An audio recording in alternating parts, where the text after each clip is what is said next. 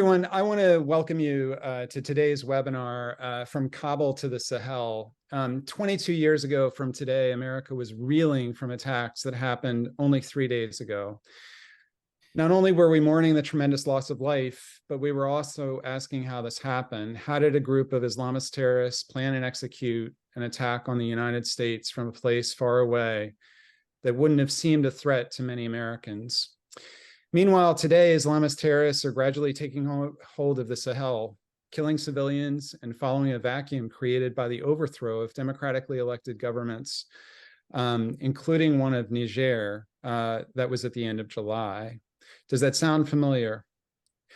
Well, welcome distinguished guests, donors, and volunteers. Many of you know No One Left Behind. Many of you are volunteers. Many of you are donors, and we couldn't be more grateful that you chose to join us and spend some time with us today.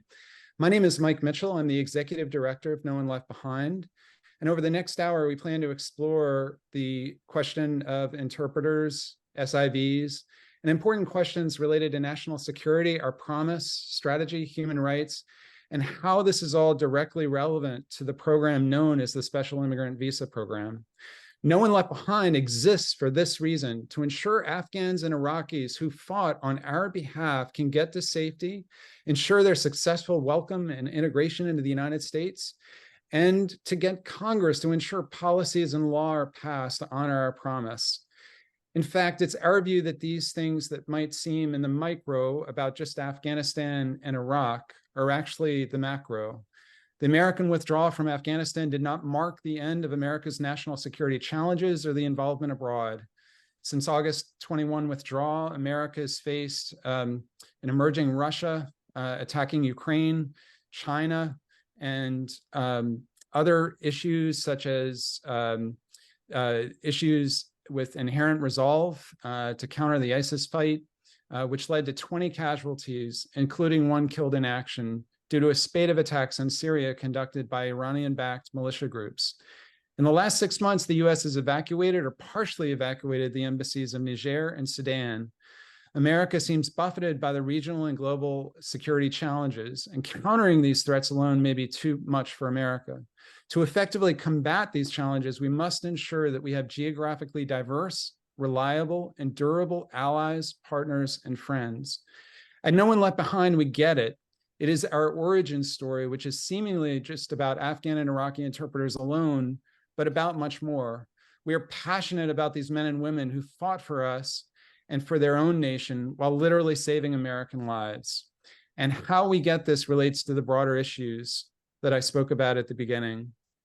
Over the coming hour, we get to speak with two icons of contemporary American history, General David Petraeus and Ambassador Ryan Crocker. General Petraeus served as the director of Central Intelligence and has a career of 37 years in the United States Army. He served as commander of ISAF, US Forces Afghanistan, the multinational force in Iraq, and of CENTCOM. Ambassador Crocker has the distinction of being one of few career ambassadors within the United States Foreign Service, a recipient of the Presidential Medal of Honor of Freedom, and has served as United States ambassador in Afghanistan, Iraq, Pakistan, Syria, Kuwait, and Lebanon. So we're going to begin today by talking about this question of our interpreters. And I'm going to start with General Petraeus. Many Americans heard about this issue of SIVs and interpreters. And I'll come to the line of a movie that was released back in April called The Covenant that made a lot of the previews. And in that line, the Army sergeant says to the interpreter, "I just need you to translate." And the interpreter says, "No, I'm here to interpret." I'm wondering, General Petraeus, if you could talk about that perspective. Yeah, again, I think that was a brilliant line, and it was actually also a brilliant movie that really captured the relationships between a battlefield interpreter and the leaders in uniform they were working for, because, of course, they don't indeed just translate from Dari or Pashto to English and back again and so forth, or Arabic to English in the case of those in Iraq or elsewhere. They really did interpret for our men and women in uniform the different languages, the different cultures, traditions, ethnic and sectarian groupings, government structures, local sentiments, tribal elements, the enemy. In essence, they were really also human terrain teams. And many on this will recall that we actually established HTTs, human terrain teams. These were supposed to go in again with our military units to help them understand the human terrain, the lay of that particular ground. And in truth, the battlefield interpreters, the Terps, did that exceedingly well, in addition to, again, translating from one language to another. And they did that, of course, while sharing risk and hardship with our soldiers, sailors, airmen, Marines on the ground. Often did it for what we would describe as multiple tours of duty. We had tough, long tours for those in uniform. For the Army, it was typically a year, 15 months, actually, during the surge in Iraq, both in Afghanistan and Iraq. But at the end of the day, did rotate back. Sometimes came back again and again and again. But the Terps often did consecutive back-to-back tours on the ground. And in so doing, they were not just putting their lives at risk in that particular assignment. Ultimately, of course, after we departed and did not bring, we did leave behind many tens of thousands. It may have been as many as 150,000 plus of battlefield interpreters and their family members, all of whom were told that you can get a special immigrant visa if you do the requisite amount of time. Originally 2 years, then I think it was shortened to 1 year.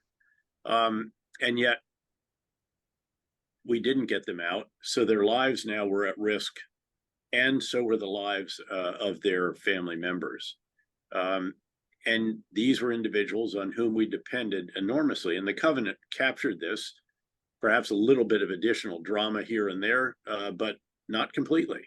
And the battlefield interpreters weren't supposed to take up arms, but many of them did, especially in tough spots, and very much put their lives at risk in some cases to actually help our men and women in uniform when they were under fire as well. So again, huge contributions, a considerable degree of sacrifice, and a lot of consequences of all of that. And all of that, of course, just highlights why those who have any connection to this at all, certainly everyone at No One Left Behind, but many others as well, feel that there's a real moral obligation that we have to these individuals.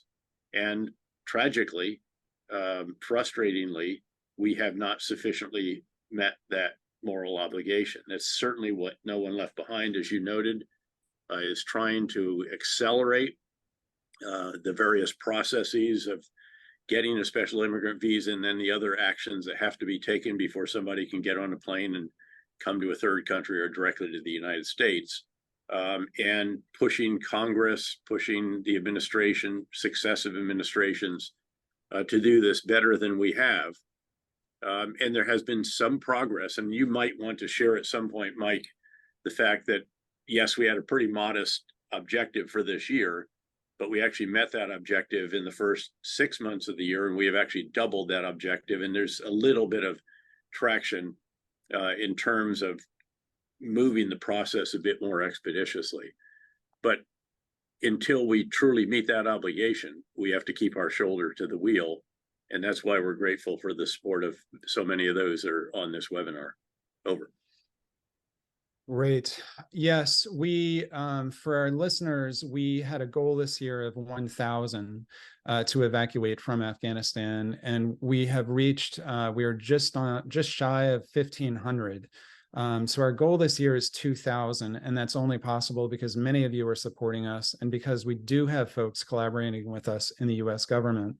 But we have more to do, and we know there are many left behind. And the State Department Inspector General report said that there were about 152,000 applicants that are still left behind.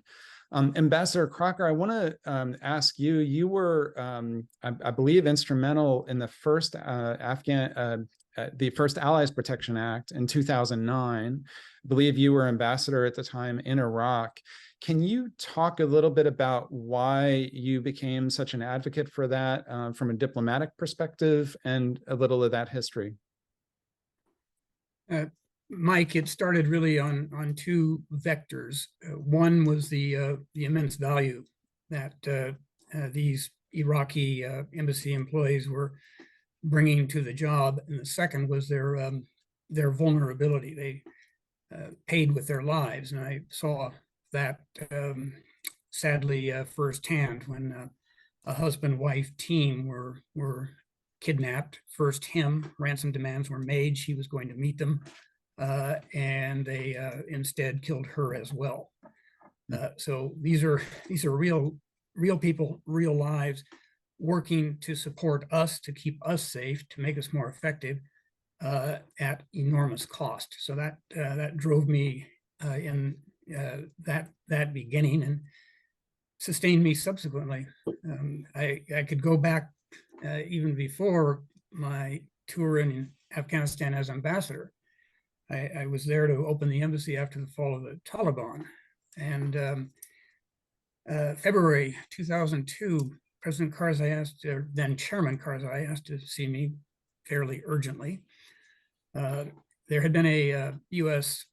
Special Forces attack on a compound near Kandahar where we believed Taliban were holed up. We were told they were holed up there. Some captured, others killed. What Chairman Karzai wanted to communicate is that they had nothing to do with the Taliban. It had everything to do with a tribal rivalry in the southern area. Well, we can't figure that kind of stuff out. This is not World War II. These are enormously complex campaigns in which interpreters play a critical strategic role. And that, I think, led to the much broader use of interpreters in Afghanistan. Again, that wonderful movie, The Covenant, who's your enemy here? If you hit the wrong target because you don't have the right information, you're going to be creating enemies, not dispatching them. So this whole issue of interpretation is not specific to any time or place. It's been 2 years after now, of course, the fall of Afghanistan to the Taliban. The issue is as urgent and as important now as it ever was, because, again, it's not limited to Afghanistan. It's not limited to the August 21 takeover of the country by the Taliban. You mentioned, Mike, North Africa and the collapse of regimes there as Al-Qaeda affiliated Islamists dig deeper and deeper into that society. It's worth remembering that Al-Qaeda did not start in Afghanistan. It started in Africa, in East Africa, with the bombings of our embassies in Kenya and Tanzania. As the pressure on them was amped up, they found a new home in Afghanistan. Now, clearly, they're back in northwestern Africa. So this is a determined, highly mobile, very versatile adversary that is going to be active everywhere they can. Wherever there is ungoverned space, take a look behind the next rock or bush, they're probably moving in. So it's essential that we as Americans understand that fact. This is not going away just because we got out of Afghanistan. That is, I think, put the whole issue on steroids. And the critical role interpreters are going to play everywhere in helping us read that society, as Dave so rightly said with it. The human terrain teams, how much more effective they are if they are composed of people who actually live there, who know not just the language, but also the entire context. If I could just build on that very quickly, Yes. As Ryan will recall, every one of the operations centers that I was privileged to command, we always had a sign on the wall that asked, will this operation take more bad guys off the street than it creates by its conduct? And if the answer to that was no, In other words, it was going to create more bad guys, and you're not supposed to do it. You're supposed to go sit under a tree until the thought passes. The challenge was, of course, trying to determine that. And oftentimes, it was these host nation battlefield interpreters that could help us reach the answer to that question. So once again, translating, not just interpreting, and highlights the importance of them. And then also, I think we really do need to acknowledge that the way we treat our allies and partners around the world writ large, but also this subset of them does communicate how good an ally or partner we are to others who might be allies and partners, or in other cases, who might be willing to volunteer to serve as battlefield interpreters or other positions. And so that's why it's so imperative that we really get the Afghan situation right in particular. It's not to say there aren't issues involving Iraqi interpreters, but that process worked a bit better for a variety of different reasons. The Afghan one is the one that is obviously so problematic. Right.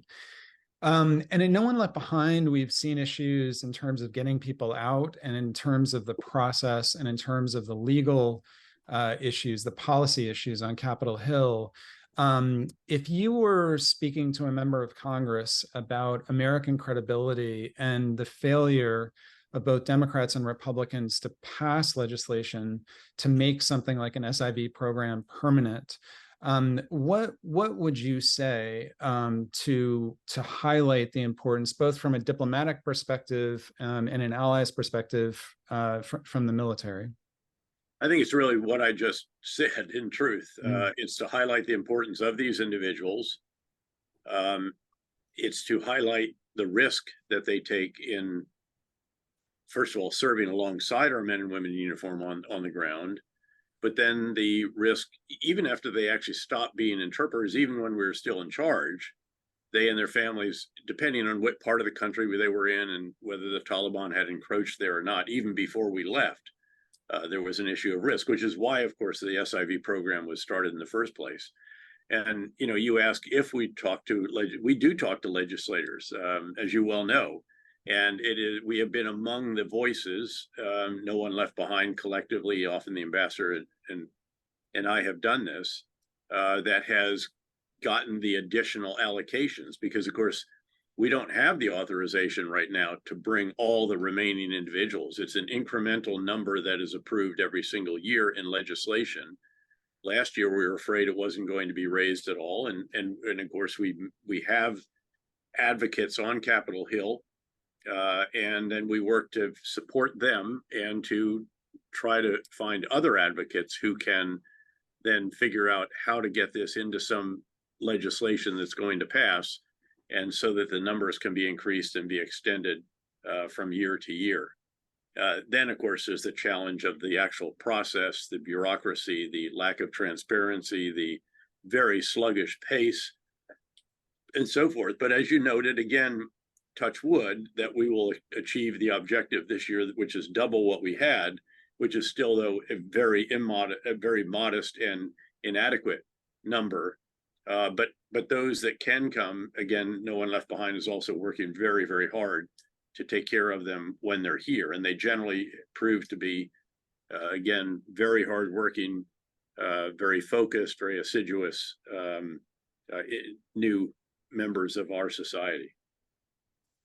Yeah, Ambassador Crocker, did you want to comment? Yeah, I would just add to that. I agree with everything General Petraeus just said. The objections that one hears on the Hill, and of course, Mike, you've heard them all. Well, they're a security risk. Well, the response to that, I think, is twofold. That they have more than demonstrated their loyalty to our country, their service to our country, by doing what they did. It puts their lives at risk and the lives of their families.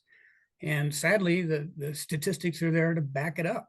We've all heard the phrase that the Taliban was using: "Go for the eyes first." When you're attacking the Americans, the eyes are the interpreters, because without our eyes, we're fighting blind. So the loyalty is there. The screening is the toughest, most stringent, and longest that I've ever heard of for any category of visa anywhere in the world for any group of people. By the time they've gone through that exhaustive process, which, as you know so well, it takes 2 to 3 years, they have been screened up, down, and sideways. The other point is kind of that's history.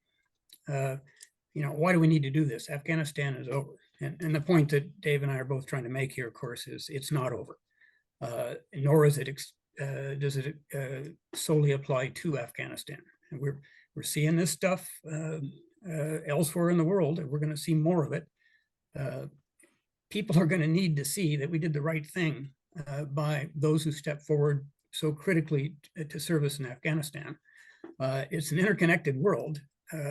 The folks out there in Niger and what formerly known as Upper Volta, they know what's going on.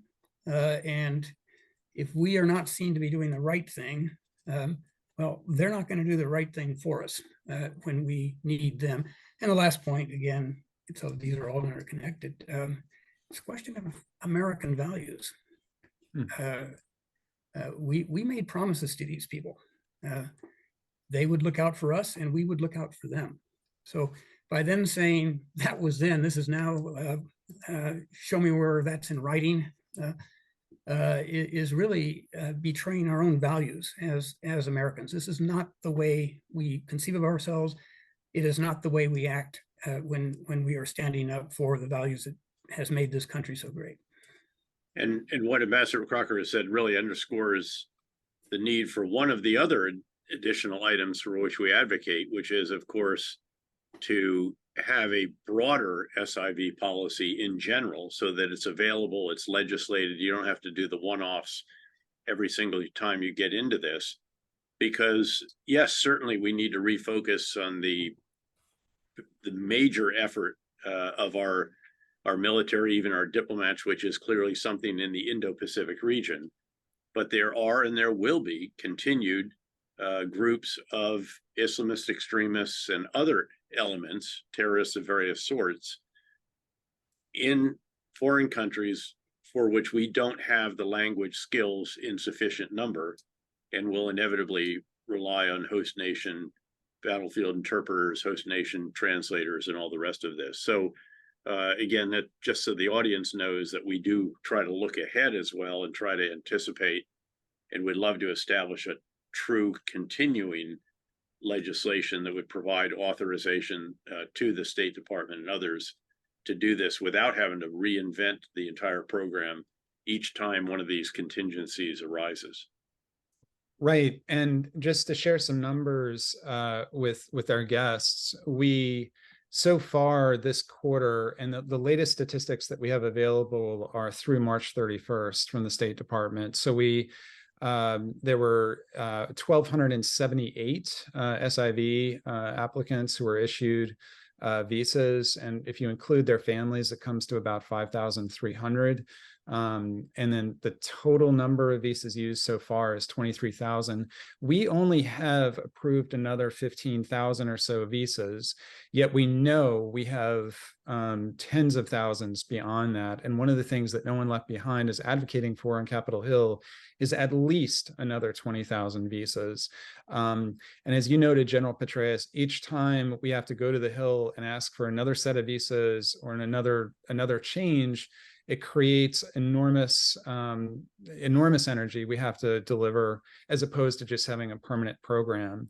Ambassador Crocker, I was wondering if you could talk about the diplomatic perspective of having a permanent program. You've been an ambassador in many different countries. You mentioned the Sahel. Can you talk about what a permanent program, what sort of effect that would have on the United States and our credibility with allies in these different countries?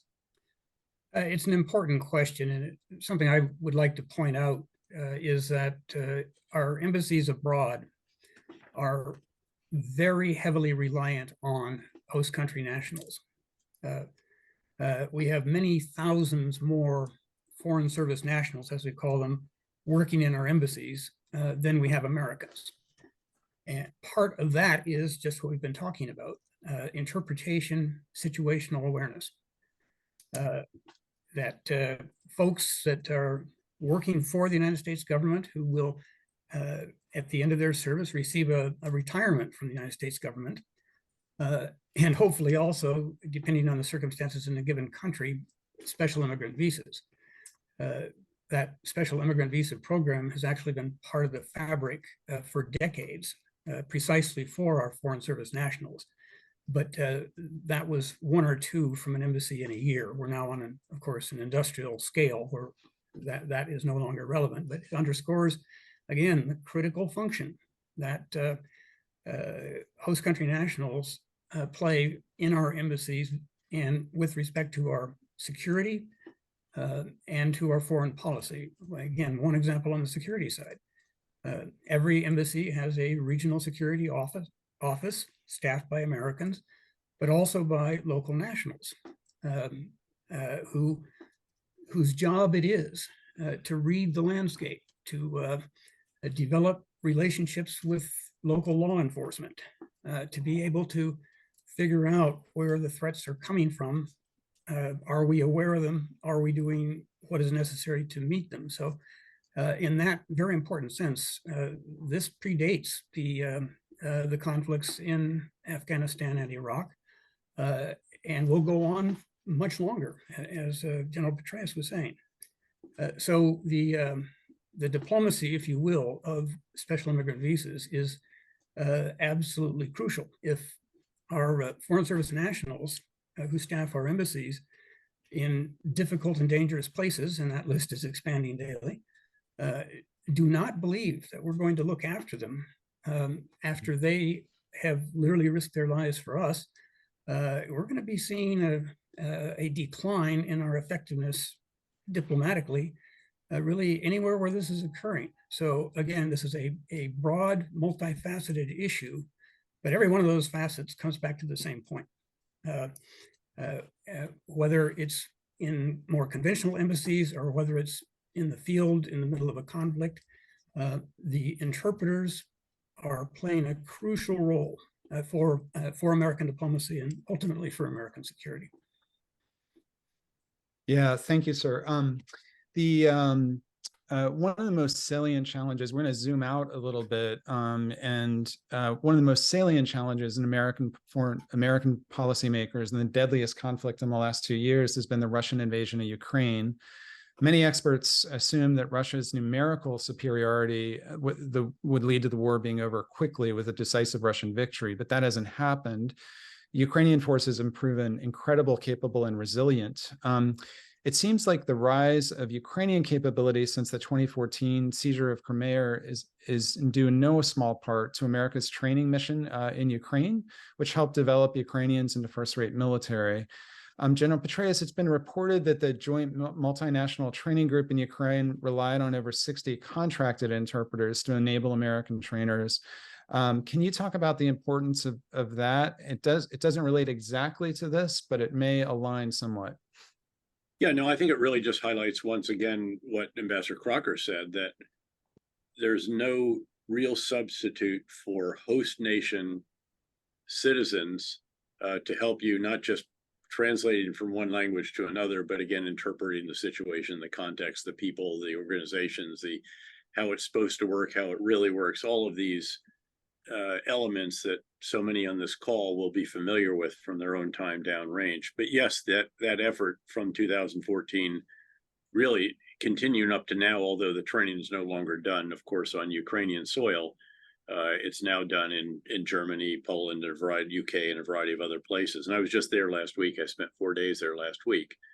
And it's quite remarkable that a country that has 1/3 to 1/4 of the population of Russia and an economy that's many, many times smaller than that even, has nonetheless defeated the Russians in the battles of Kyiv, Kharkiv, Sumy, Chernihiv, Kherson, Kharkiv Oblast, and so forth, and is grindingly achieving continued gains now with their summer offensive, which they had to adapt very considerably from the original plan. No plan survives contact with the enemy, as again many on this call know firsthand.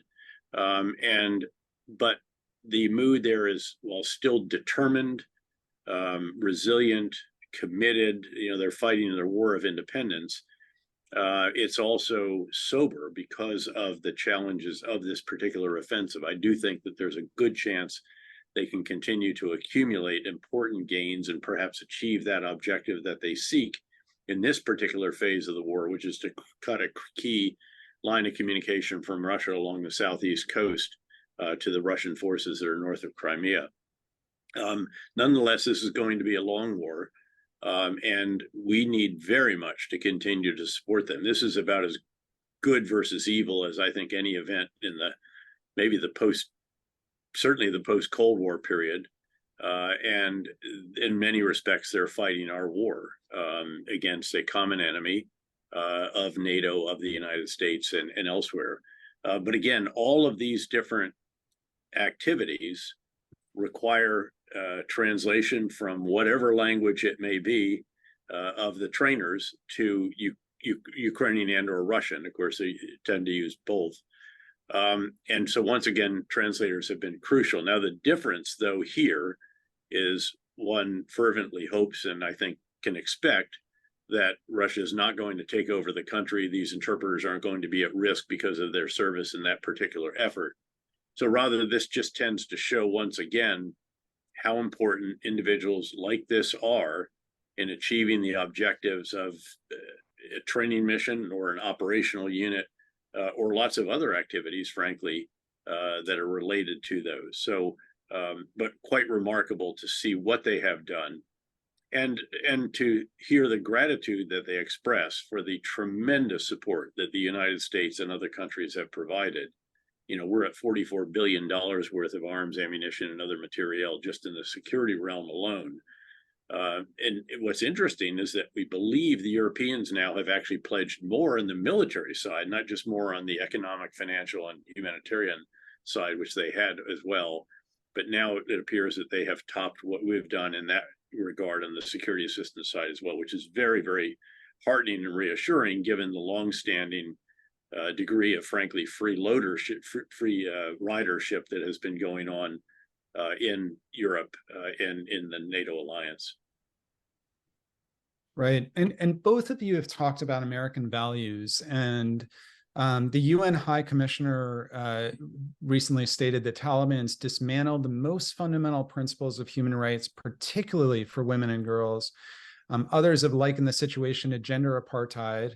Additionally, the UN Assistance Mission in Afghanistan report also found evidence of nearly 900 cases of human rights abuses from former government officials. American interpreters, SIVs, and other allies are currently being subjected to this reality. At the same time, many who have come to the United States are coming because they believe in those values and want to live out those values. Two questions. One is, would any of you like to comment on what you've seen interpreters, how you've seen them succeed in the United States from stories that you've heard, either directly from No One Left Behind? And how do you think those values play globally if we're not upholding our promise? Well, it's a great question, and it puts the focus on not just what happens there, the need to get SIVs processed more expeditiously and out of the danger zone. It's what happens here. And what I've seen, I live in Spokane County in eastern Washington, where refugees and SIVs are more than welcome. It's a community that sends a lot of its daughters and sons into the military and off to war. Perhaps a more heightened understanding of what that entails than some other places. But it's tough. They've gone through hell, literally, to get to the U.S. The fear of that knock on the door or the shot in the middle of the night takes a toll for people who have no defense left now. So that's not the end of the journey. It's the beginning of the journey. Mm-hmm. And what we have seen, again, Afghans are tough people. may arrive with inflated expectations, but at least out here, they get grounded pretty quickly in reality. And that PhD from Kabul University in law and letters may find that the best job he can get is desk clerking at a Holiday Inn. Great. I know one who is doing just that. And I talked to him a few weeks ago. He said, just wait, I'm going to own this chain someday. But remember, the family head, most often male, is the one who spoke English, who served as an interpreter.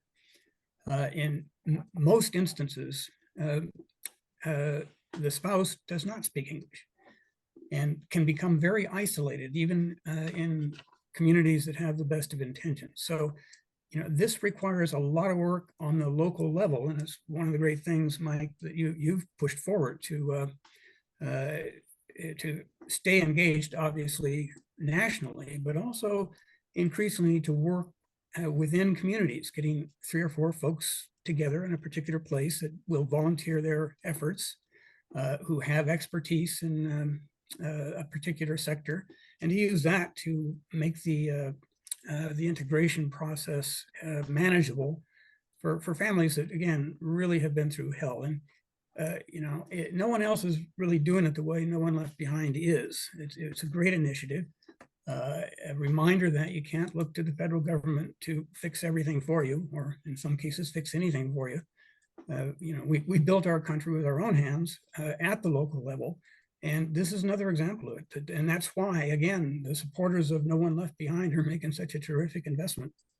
You're looking at where the gaps are and figuring out what we can do to fill them. And this would be an excellent case in point. Yeah, I'll just add on there as well. Again, as you well know, Mike, we've seen successful former Afghan battlefield Terps in a whole variety of different sectors. And again, depending a bit on the background, certainly the education level and so forth. But, we have a crying need for IT people in the United States. And of all things, some of them just take to this very, very naturally. They're given an opportunity and they very much make the most of it. I think to generalize, I would say that the Terps that get here, they are very hardworking. They're industrious. They're ambitious. They want to be all that they can be. They want to be self-sufficient as quickly as they can be. They want their families members to learn how to speak English, to learn how to drive, to learn how to navigate American communities and all the rest of this. But this is where these support structures that No One Left Behind enables and convenes and brings together are hugely important. At the end of the day, folks that come here have a vision of the American dream. Not every aspect of that may, come true in every single case, but they want to get their shot at that American dream, and they're willing to work very hard to do that. Right. And to our guests, what Ambassador Crocker and General Petraeus were referring to is some of the work. We are not a resettlement agency, but what we are doing is we are offering no interest loans to our Afghan interpreters. We are offering that include cars. We are soon, later this fall, going to be kicking off a program that will include providing lending to support with education and advancing education, and even access to LinkedIn Learning.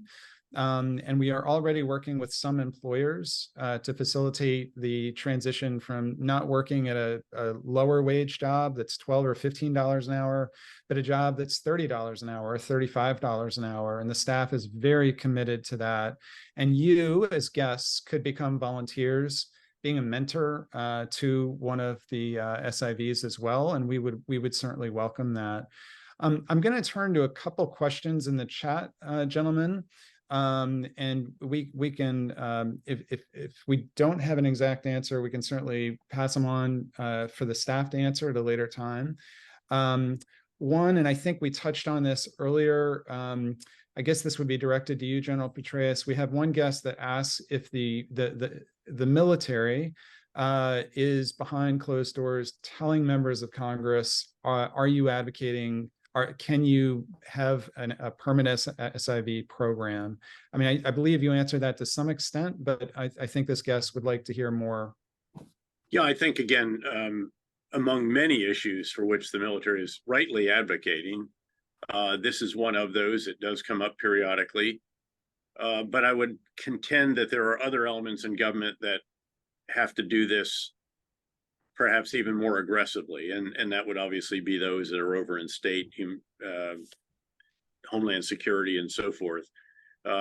As always, you need to bring together as many different advocates as you can, and that includes other groups like ours as well, although I do think that No One Left Behind is incomparable in this particular effort. But there are lots of small elements that actually were created during those chaotic final days of the withdrawal that have trying to get out individual groupings or individual people and family members that have actually stayed intact and continue to support various groups. There is one, for example, that sees to the needs of those who were working very closely with my last government organization, the CIA, and are working to help them here. And again, there are a number of different categories. And by the way, I know that some of the questions that I saw in the Q&A, and there's quite a few of them now, we're talking about, but what about the other categories of visa, if you will, the other ways of coming here?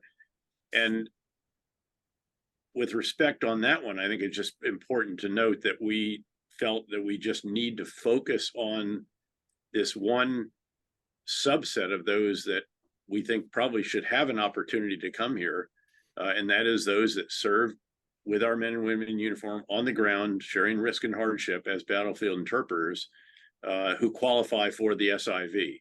And I'm afraid we have to leave the other categories to other organizations. But I think in life, you do have to determine what is the mission. You have to remind yourself of it frequently.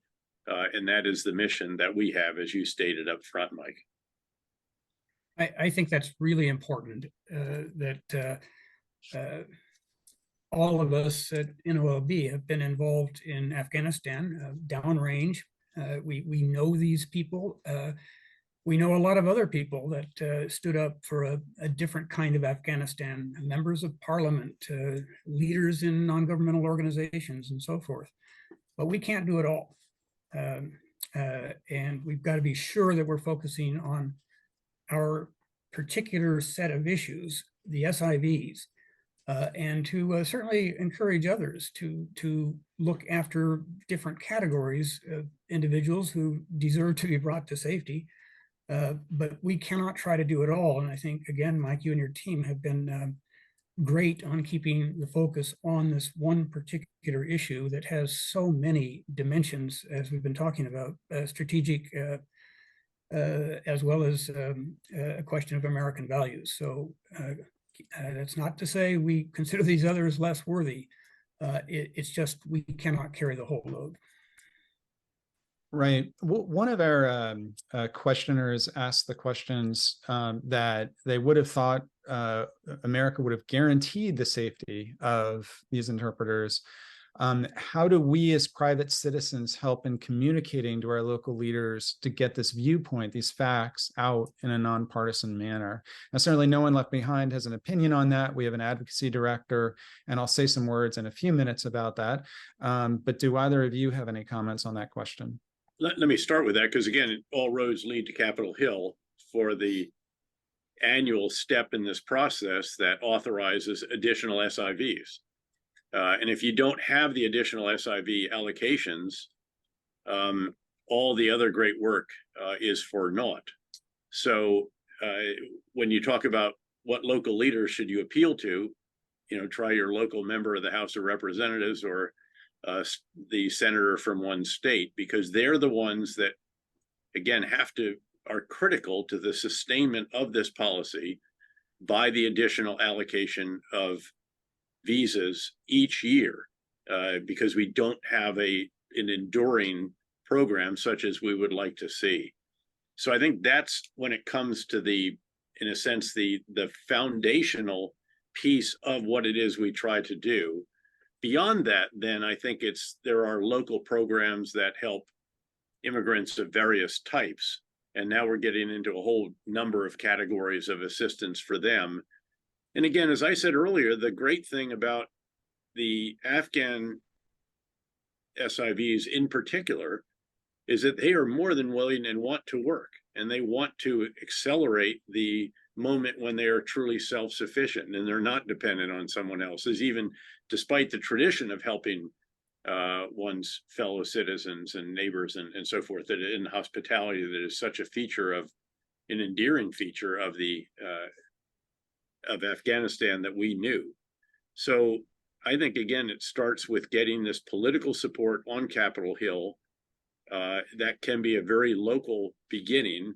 It's what we try to pile onto at the national level, even as we're also working to convince those at state and White House and elsewhere, even sometimes foreign countries, to allow lily pads, as we say, to bring the Afghan interpreters as a way station to the United States, because there are certain additional actions that often have to be taken in those locations. So again, I'd start with those on the Hill. I think that is really, really important, and I would just add to it by stating a hard, sad truth. This administration, starting with the president, just wants Afghanistan to go away. After the chaotic withdrawal of 2 years ago, just get it off the radar. So frankly, you can't expect that any senior administration official is going to be going up to Capitol Hill anytime soon to lobby Congress for more resources and more support. They just don't want to hear the word Afghanistan, and we've got to recognize that, which makes, I think, citizen outreach all the more important, going directly to relevant members of Congress to say, look, this is important to me out in Richland, Washington, or wherever it is, to build support that way. And again, in addition to what you're already doing on the more local level, but to keep that national effort alive, recognizing, again, it's a hard truth, and I wish it otherwise, that this administration is not going to exert a lot of time and effort up on the Hill to do more for Afghans who need our help, since they're the ones who got them into this mess in the first place with the withdrawal. I would say, though, at the same time, there are some folks in state who are working day and night. Mike, you and your team have been working with them. I have worked with them. These are former colleagues in cases that I've known for years in the care office there. What they can't do is deliver resources or hire people to make the security screening go faster. Those are at pay grades above them. But I certainly wouldn't want any of the criticism that is rightly directed at the senior levels of the State Department, and indeed the administration across the board, DoD, National Security Council, and so forth. That shouldn't reflect on the efforts these individuals are making every single darn day, and feeling many of the same frustrations that we have been sharing. And Ambassador Crocker, you even submitted an amicus brief on behalf of this issue. Do you want to mention that? Yes, indeed. Baker Botts is doing a lot of great work pro bono on behalf of both Iraq and Afghanistan SIVs, and this predates substantially the withdrawal. It goes back to at least my involvement goes back at least to 2018. So again, in this era of hyperpartisanship, how ironic it is that on one major issue, there is really almost complete alignment between the Trump and the Biden administrations, and that is to do the wrong thing on Afghanistan, and in particular on those who served so well and at such risk for us. So what we're involved in now, and of course, Mike, you and your team were of great help in getting that brief right. The administration has failed to meet the already minimalist goals that were set for them, and they accepted in terms of processing times. They had agreed to those processing times. They didn't meet them. They filed a petition for relief from those limits, which was overturned, and now they're appealing it. Again, intensely frustrating. If they would put, say half of the effort and energy into making the SIV process work better, rather than defending an untenable position in front of the courts, we would all be in a better position. So again, this particular brief is meant to keep the pressure on the administration. There are court-ordered guidelines for the speed of processing that they are absolutely not meeting. If they won't do it as a policy issue, then we've got to turn anywhere we can. And in this case, of course, it's to the courts, which have consistently ruled for the petitioners, the SIVs, and against the administration, but they will just pile appeal on appeal. I want to thank you, General Petraeus, and you, Ambassador Crocker, and invite you to say if you have any final comments that you would like to offer as we close. Well, great event, Mike. Thank you for putting it together, and thanks to all who have tuned in on this. Your support is just going to be crucial. I think the main message I'd like to leave with you all is one that we've already articulated, that the issue of the special immigrant visas is a strategic issue. It has a direct impact on America's national security, not simply in Afghanistan and Iraq, but elsewhere where we are in critical need of the skills our interpreters can bring to the field that we cannot possibly replicate. So this is a strategic issue. It is an issue not from yesterday, it's now and it's tomorrow. The second thing is it gets at core American values, to do the right thing by those who risk their lives to save ours. It is what America has always been about at its best. And this is a moment when I think Americans have to stand up for those values when an administration may not be quite doing the same. That was beautifully put, as always, by the greatest diplomatic partner any soldier ever had. All I would add is just to put a period on the end of it by noting that it is a true moral obligation, and it is one that we have not sufficiently met. But thanks, Mike, for what No One Left Behind is doing. Thanks to all of you who are with us for your support. This highlights exactly what we need to do, why we need to do it, and how we need to go about it. But so thanks for that. Thank you. Well, everyone, thank you again for joining us. We'll have news about our next webinar soon, and we hope that you heard the story about the relationship between Afghanistan and the broader contemporary space that we occupy. We're making a difference, and with your help, we can make more. Thank you so much for joining us, everyone. Have a great afternoon.